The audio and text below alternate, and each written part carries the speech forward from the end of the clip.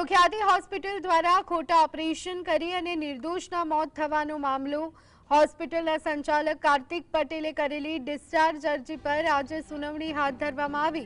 કાર્તિક પટેલ તરફથી વધુ મુદતની માંગ થતા કોર્ટ નારાજ જોવા મળી રહી છે। કાર્તિક પટેલે આપેલી અરજી પર મુદત માંગતા સરકાર પક્ષે વિશેષ સરકારી વકીલે ઉગ્ર વિરોધ કર્યો છે। હાથે કરી અને કેસની ટ્રાયલ મોડી કરવા માટેનો પ્રયાસ થતા હોવાની વિશેષ સરકારી વકીલે રજૂઆત કરી છે। કાર્તિક પટેલ જ કેસનો મુખ્ય આરોપી છે અને તેના વિરુદ્ધના તમામ પુરાવા પણ કોર્ટના ધ્યાને મુકાયા છે।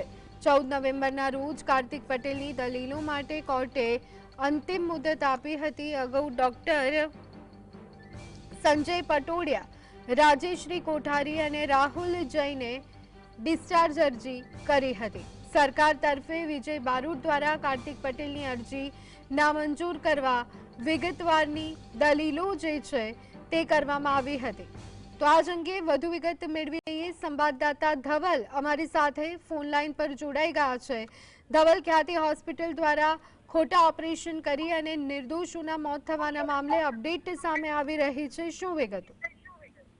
જી ચોક્કસથી બની વાત કરવામાં આવે તો ખ્યાતિ હોસ્પિટલ કાંડની અંદર જે નિર્દોષ લોકોનો ભોગ લેવા તો ખોટા ઓપરેશન કરીને જે લોકોને મોતને ઘાટ ઉતારી દેવામાં આવ્યા હતા તેના જે મુખ્ય આરોપી છે, જે સંચાલક છે ખ્યાતિ હોસ્પિટલના કાર્તિક પટેલ, તેના દ્વારા અમદાવાદ જિલ્લા અદાલત એટલે કે અમદાવાદ ગ્રામ્ય કોર્ટની અંદર કેસમાંથી મુક્ત થવા માટે જે ડિસ્ચાર્જ અરજી છે તે મૂકવામાં આવી છે। અને ડિસ્ચાર્જ અરજી ઉપર કાર્તિક પટેલના વકીલ દ્વારા આજરોજ વધુ મુદતની જે માંગ છે તે કરાતા જ કોર્ટ છે તે નારાજ થઈ હતી અને કોર્ટ દ્વારા કહેવામાં આવ્યું કે અંતિમ 14 નવેમ્બરની જે મુદત છે તે આપવામાં આવશે અને ત્યારબાદ કોઈ પણ પ્રકારની મુદત છે તે નહીં આપવામાં આવે, કારણ કે સરકારી વકીલ વિશેષ સરકારી વકીલની જે નિમણૂક કરવામાં આવી છે તેવા વિશેષ સરકારી વકીલ વિજય બારોટ દ્વારા પણ કહેવામાં આવ્યું કે કોર્ટ સમક્ષ દલીલ કરવામાં આવી કે હાથે કરીને કેસની ટ્રાયલ મોડી કરવા માટેનો આ પ્રયાસ છે તે કરવામાં આવી રહ્યો છે અને સરકારી વકીલ દ્વારા જે વિશેષ દલીલો છે તે પણ તેમના દ્વારા કરવામાં આવીને અરજી નામંજૂર કરવામાં આવે તેવી પણ માંગ